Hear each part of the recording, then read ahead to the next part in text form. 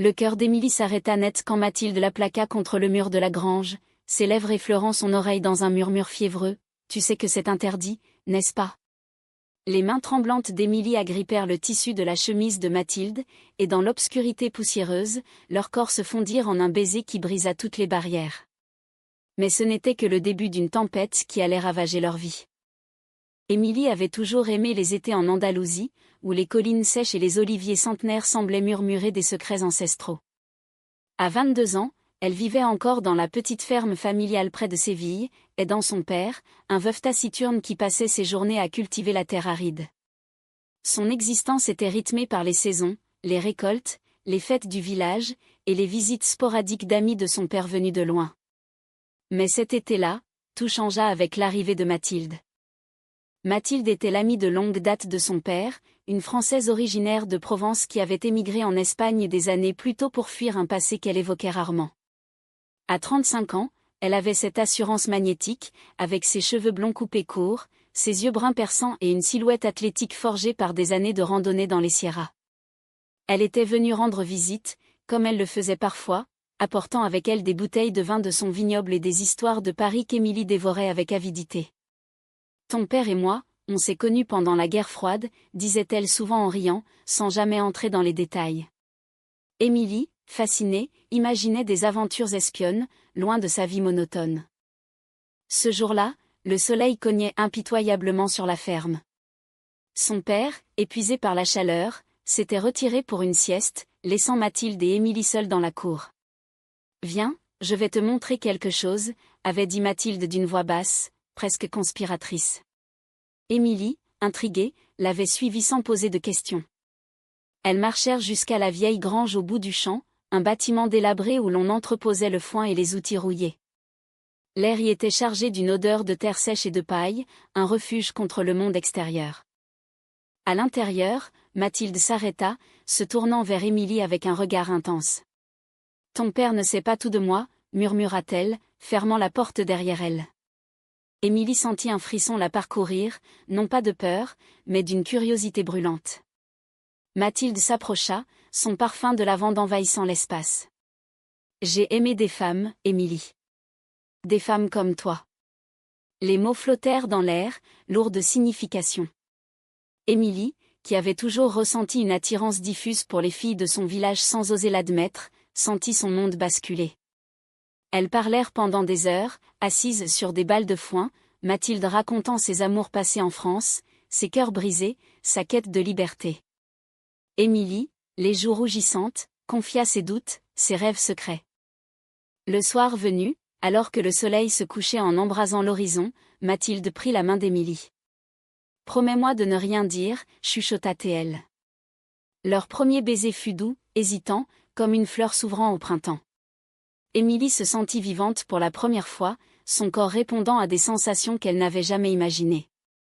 Mais au fond d'elle, une ombre planait, son père, conservateur et attaché aux traditions espagnoles, ne comprendrait jamais. Mathilde, avec son passé français plus libre, représentait un danger exquis. Les jours suivants furent un tourbillon d'émotions. Elles se retrouvaient en secret dans la grange, explorant leurs sentiments avec une passion grandissante. Mathilde apprenait à Émilie l'art de l'amour, avec tendresse et patience, leurs rires étouffés se mêlant aux cris des oiseaux au loin. Émilie découvrait en elle une force insoupçonnée, une soif de vie qui la poussait à défier les normes de son village catholique. « Tu es ma muse », disait Mathilde, traçant des lignes imaginaires sur la peau d'Émilie. Mais la réalité les rattrapait, des rumeurs commençaient à circuler. Un voisin avait vu Mathilde entrer dans la grange seule, et les questions fusaient. Un après-midi, alors qu'elles étaient enlacées, un bruit les fit sursauter. C'était le père d'Émilie, entrant pour prendre un outil. Il les surprit, les yeux écarquillés. « Qu'est-ce que cela signifie » tonna-t-il, sa voix résonnant comme un coup de tonnerre. Mathilde se leva d'un bond, protégeant Émilie de son corps. « C'est de l'amour, rien de plus », répondit-elle calmement, mais le père, rouge de colère, les chassa. Émilie pleura cette nuit-là, déchirée entre sa loyauté filiale et son cœur naissant. Pourtant, l'amour persistait. Mathilde, déterminée, promit de rester. Elles se virent en cachette, dans les oliveraies ou les ruelles sombres de Séville. Émilie apprenait le français, rêvant d'une vie ensemble à Paris. Mais un conflit plus profond émergea, Mathilde cachait un secret. Elle avait été mariée autrefois, à un homme en France, et avait une fille qu'elle avait abandonnée pour vivre librement. Je ne voulais pas te blesser, avoua-t-elle un soir, les larmes aux yeux. Émilie se sentit trahie, mais l'amour l'emporta. Elles se réconcilièrent sous les étoiles, leurs corps entrelacés dans une étreinte passionnée. À la fin de cette première partie de leur histoire, Émilie savait que le chemin serait ardu. Le village murmurait, son père bouillonnait, et Mathilde portait ses propres cicatrices. Mais dans la grange, leur sanctuaire, elle trouvait la paix. Les semaines s'écoulèrent comme un fleuve impétueux, emportant Émilie et Mathilde dans un tourbillon de passion et de péril. Le père d'Émilie, après la découverte, avait imposé un silence glacial. Il évitait Mathilde, son ancienne amie, et surveillait Émilie comme un faucon. « Tu es ma fille unique, lui dit-il un jour, les yeux emplis de tristesse.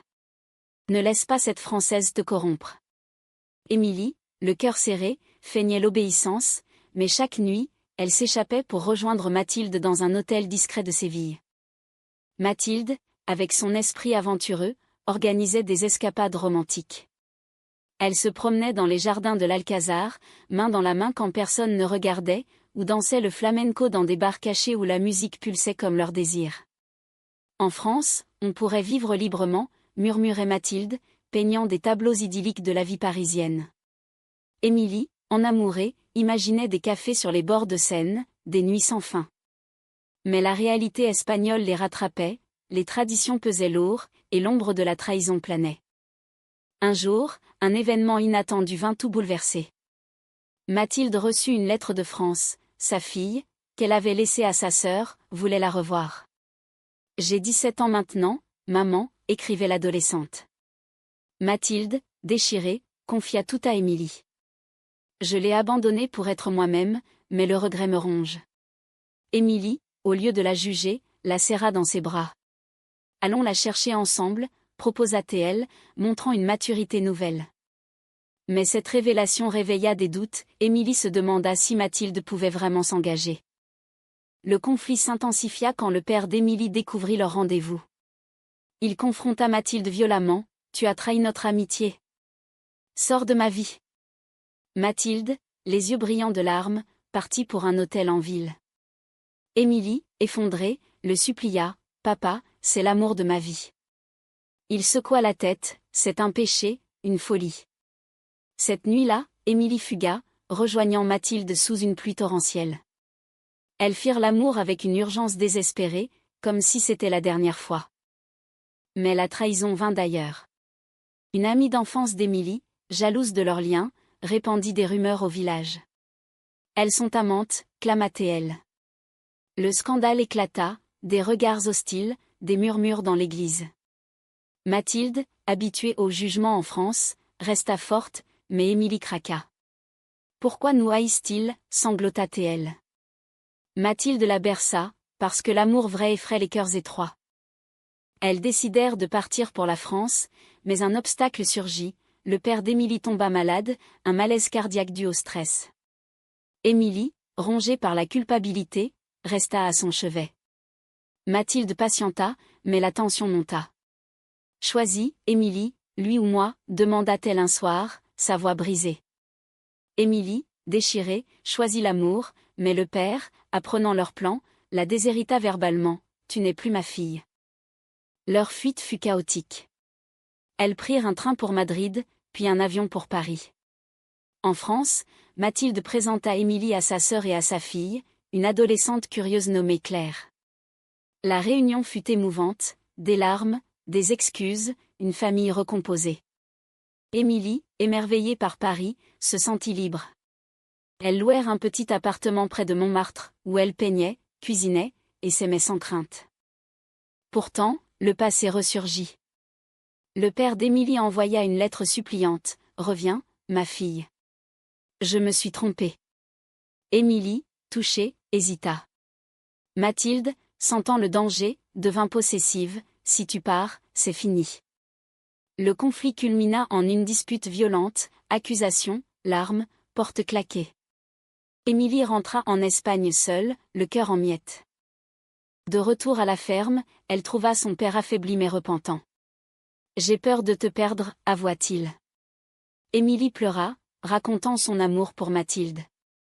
À sa surprise, il écouta, « Si elle te rend heureuse ». Mais Mathilde, blessée, refusa de répondre à ses appels. Émilie se sentit trahie par celle qu'elle aimait le plus. Seule en Andalousie, Émilie erra comme une ombre. Les oliviers, autrefois complices, semblaient maintenant la juger. Elle travaillait mécaniquement à la ferme, aidant son père qui se remettait lentement. Les nuits étaient les pires, des rêves de Mathilde, de ses caresses, de ses rires. « Pourquoi m'as-tu abandonnée » murmurait-elle dans le vide. Elle envoya des lettres, des messages, mais le silence de Mathilde était une lame. En France, Mathilde luttait elle aussi. Sa fille Claire la consolait, « Maman, appelle-la. L'amour mérite une seconde chance. » Mathilde, fière, hésitait. Son passé l'avait rendue méfiante, des amours brisés, des trahisons. Mais l'image d'Émilie la hantait. Un soir, ivre de vin provençal, elle composa son numéro, mais raccrocha avant la sonnerie. Le destin intervint par un coup du sort. Le père d'Émilie, voyant la souffrance de sa fille, contacta Mathilde en secret. « Viens », écrivit-il. « J'accepte. » Mathilde, stupéfaite, prit le premier vol pour Séville. Elle arriva à la ferme un matin brumeux, le cœur battant. Émilie, en la voyant, fondit en larmes. « Tu es revenue ?» Elles s'embrassèrent sous les yeux émus du père, qui murmura « Soyez heureuse. » Mais la réconciliation fut fragile. Des doutes persistaient, Émilie craignait une nouvelle trahison, Mathilde redoutait le rejet familial. Elles retournèrent à la grange, leur lieu sacré, pour parler. « J'ai eu peur », avoua Mathilde. « Peur de te perdre à nouveau. » Émilie, les yeux brillants, répondit « L'amour est un risque, mais tu en vaux la peine. » Elles passèrent la nuit là, redécouvrant leur corps avec une tendresse renouvelée. Le village, apprenant leur retour, réagit avec un mélange de curiosité et d'hostilité. Une voisine pieuse les dénonça au prêtre, qui prêcha contre les vices importés de France. Émilie et Mathilde affrontèrent les regards, main dans la main lors de la fête du village. Un jeune homme, ancien prétendant d'Émilie, les insulta, dégoûtant. Mathilde, protectrice, le remit à sa place, l'amour n'a pas de genre. Le scandale grandit, mais des alliés émergèrent, des jeunes du village, influencés par les changements sociétaux en Espagne, les soutinrent. Le point culminant vint lors d'une tempête estivale. La ferme fut inondée, et dans le chaos, Mathilde sauva le père d'Émilie d'une chute. Ce geste héroïque scella leur acceptation. Le père, reconnaissant, organisa un dîner familial où il leva son verre, à l'amour, sous toutes ses formes. Émilie et Mathilde, émues, s'embrassèrent publiquement pour la première fois. Pourtant, une trahison inattendue surgit. Claire, la fille de Mathilde, jalouse de l'attention, révéla un secret. Mathilde avait eu une liaison brève en France pendant leur séparation. C'était par solitude, plaida Mathilde, à genoux. Émilie, dévastée, hurla « Comment as-tu pu ?» Elle partit en pleurs, se réfugiant dans les Sierras. Mathilde la suivit, sous la pluie battante, criant son amour. Elles se retrouvèrent au sommet d'une colline, épuisées, et se pardonnèrent dans une étreinte passionnée. De retour, elles reconstruisirent. Mathilde intégra Claire dans leur vie, créant une famille atypique. Émilie apprit à pardonner, comprenant que l'amour humain est imparfait. Elles voyagèrent entre l'Espagne et la France, tissant des liens profonds. Le père d'Émilie devint un allié, défendant leur couple contre les bigots. Les mois suivants furent une renaissance. Émilie et Mathilde transformèrent la ferme en un havre de paix, plantant des vignes provençales pour symboliser leur union. Claire vint vivre avec elle, apportant de la joie juvénile. Le village, lentement, s'habitua, des mariages gays en Espagne normalisaient leur amour. Émilie écrivit un journal, capturant leurs émotions, rêvant d'un livre sur leur histoire. Mais le destin testa leur lien une dernière fois. Mathilde fut diagnostiquée avec une maladie rare, un trouble cardiaque hérité. « Je ne veux pas te laisser », murmura-t-elle à l'hôpital de Séville. Émilie, terrifiée, resta à son chevet, priant dans la chapelle voisine. Le père, Claire, et même des villageois vinrent soutenir. L'opération réussit, et Mathilde se remit, plus forte. Cette épreuve approfondit leur amour. Elles se marièrent dans une cérémonie intime à la grange, sous les oliviers, avec des amis de France et d'Espagne. Le père mena Émilie à l'autel, larmes aux yeux, « Je suis fier de toi. » Mathilde, en robe simple, jura fidélité éternelle. Leur baiser scella un engagement profond, humain. Des années plus tard, Émilie et Mathilde vivaient sereinement, élevant Claire comme leur fille. Elles voyageaient, défendaient les droits LGBT en Espagne et en France, inspirant d'autres. Le père, âgé, mourut paisiblement, laissant une lettre, « Merci pour m'avoir ouvert les yeux. » Émilie, en lisant, pleura de joie. Leur histoire, cassée achetine et émouvante, devint une légende locale, deux femmes unies par l'amour contre vent et marée. Dans la grange, où tout avait commencé, elles gravaient leurs initiales, symbole d'un amour éternel. La vie, avec ses trahisons et ses joies, les avait rendues plus fortes, plus humaines. Et ainsi, sous le ciel andalou teinté de lavande provençale, Émilie et Mathilde vécurent, aimant sans regret, un témoignage vivant que l'amour transcende tout.